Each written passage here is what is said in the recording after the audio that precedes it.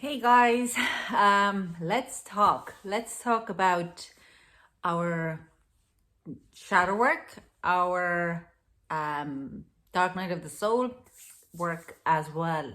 So, what is shadow work? I'm gonna read something out from What Are the Shadows from the book, what I'm currently reading, and what has inspired me kind of to do this video as well, because I do think we kind of get a little bit lost. So this is the book Spiritual Alchemy by Jenny Dyson, and this is where she really well explains what means what are our shadows.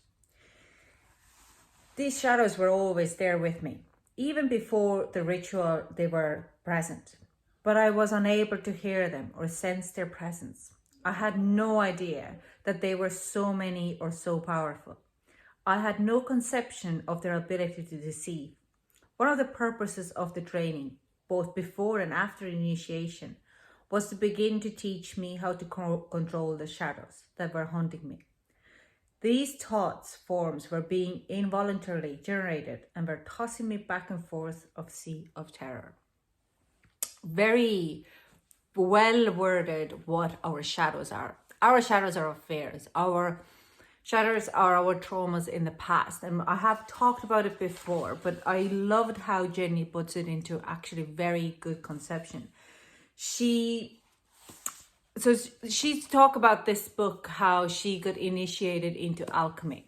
And in alchemy, to become an alchemist, you have to go through your shadows. You have to release your shadows. You have to raise the Kundalini. Now, you can say, I've raised my Kundalini, but every time when people raise their Kundalini, there are the shadows coming up from their root chakra, all the fears. And if you raise your Kundalini prematurely, this is exactly what she kind of goes through there, what she explains, all these shadows.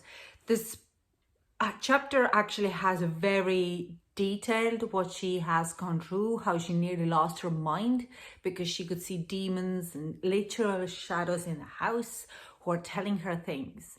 When you are in relationship or not a relationship, let's talk about work or school situation. Sorry about that. So the times when let's say you're in a school and you have or work, let's say your work, and you are very insecure about your job. You love your job, but you don't think you are giving enough or you're doing enough hours. So you start to kind of see and think that people are talking about you. All right.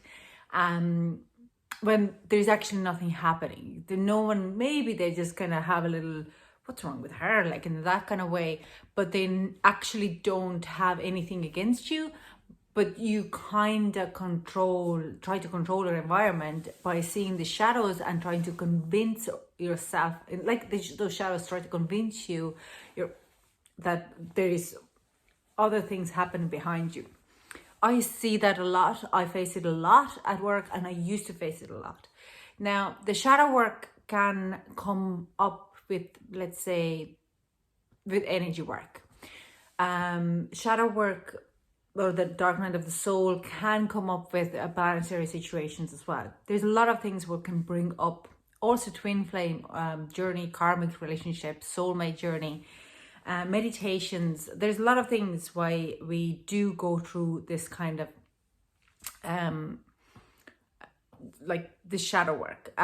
One is why we kind of get these shadows is also because we repress a lot of those negative feelings, a lot of our insecurities and anxieties. We repress them because society says that you shouldn't be throwing out there, you shouldn't be yourself.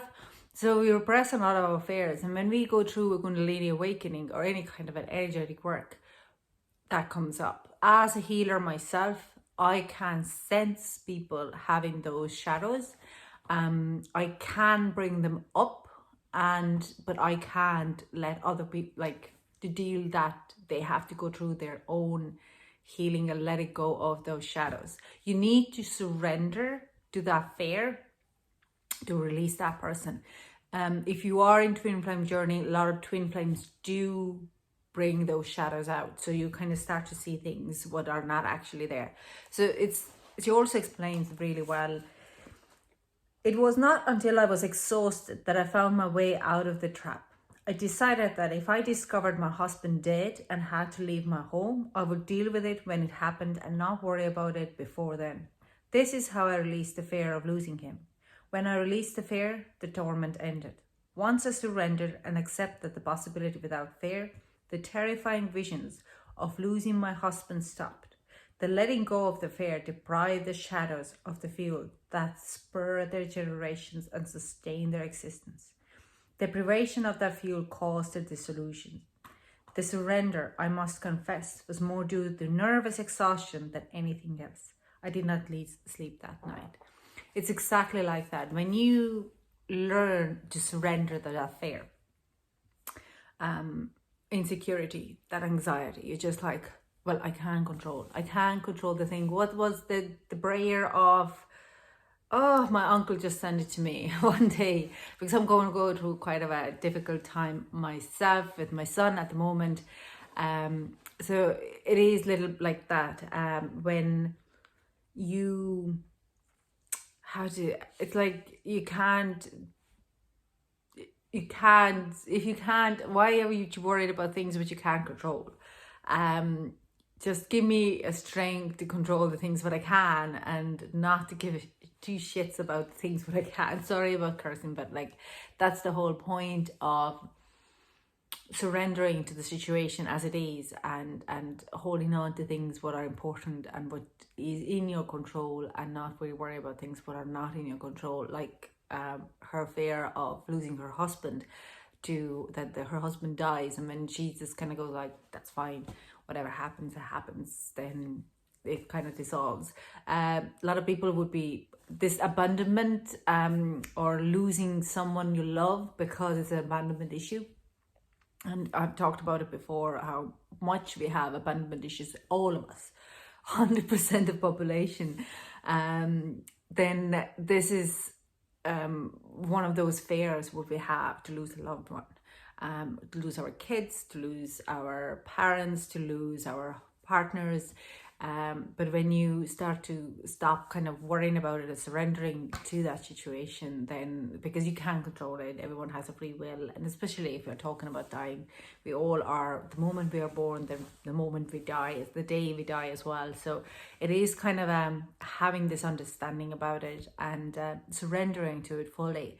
It gives so much freedom to understand our own abandonment issues, but it is one of the big shadows what are continuously around us. We are worried about being killed. We're worried about things what haven't happened to us yet.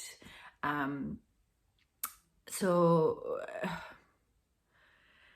the shadow work is so initial, but we also have to, like it's saying to you, when you're facing a dark night of the soul and you're facing your shadows, it is to understand, to try to not to put your fears on others, to blame others. And especially right now in Dark Mercury retrograde, a lot of our truth is coming out, so a lot of our insecurities would be triggered.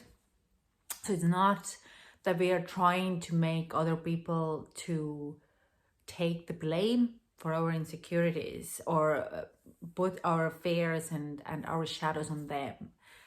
You rather face it, you understand, being very pragmatic about it. It's like very rational. It's like, hang on, do I have any grounds to actually believe that my partner wants to walk out from this relationship, or am I just being insecure about it? And then go a little deeper and understanding, why would I be worrying about it? Another example, nothing to do with relationship, is, let's say, today's medical, or let's say, bring an example from my son. We were in hospital yesterday and he got put eye drops in his eyes, and it's a little bit traumatic because it just hurt his eye. but it was necessary, and he has to now take a lot of eye drops daily. And it has, like, first thing in the morning he came to me with the issue, said, I put eye drops in myself, mum.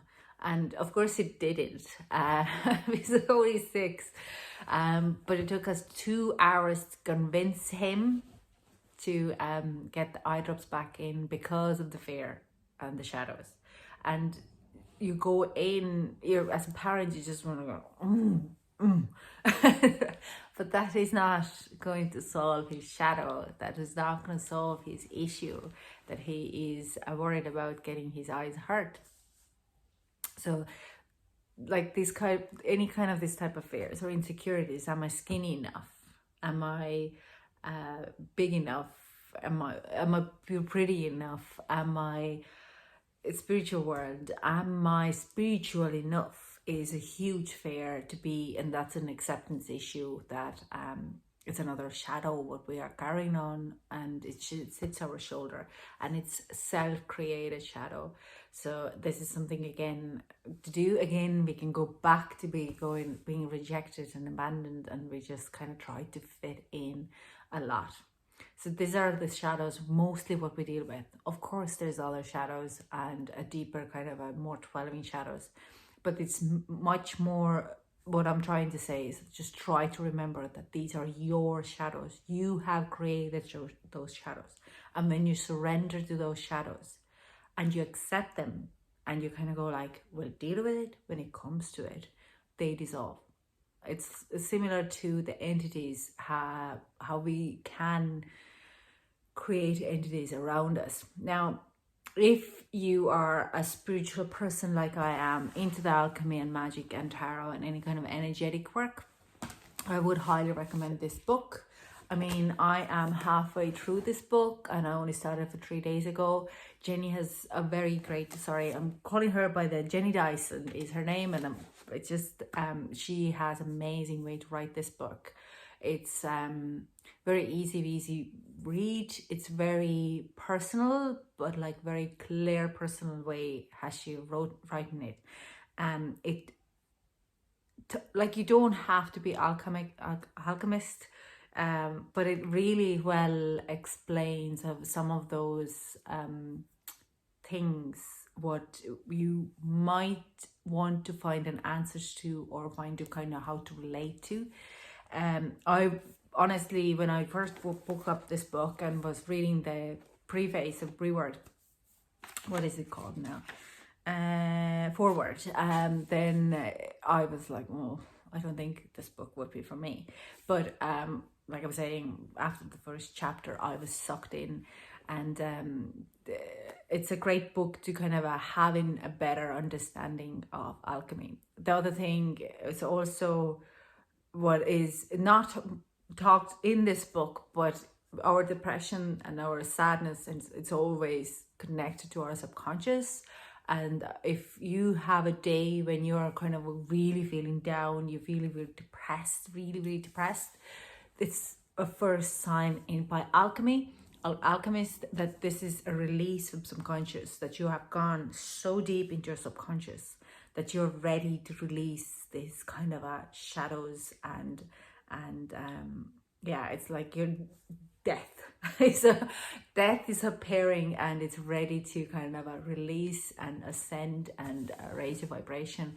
So every time I hit, or anyone is saying, I'm a little depressed today and I'm really kind of want to have a bit of a chill out, or like I just don't feel it, I'm not in it, I just don't want to talk to anyone, it's usually for me, it's a huge sign, including for myself, for my kids, for my partners, parents, that there is some type of release about to happen. So I let them know I'm here if you want to talk.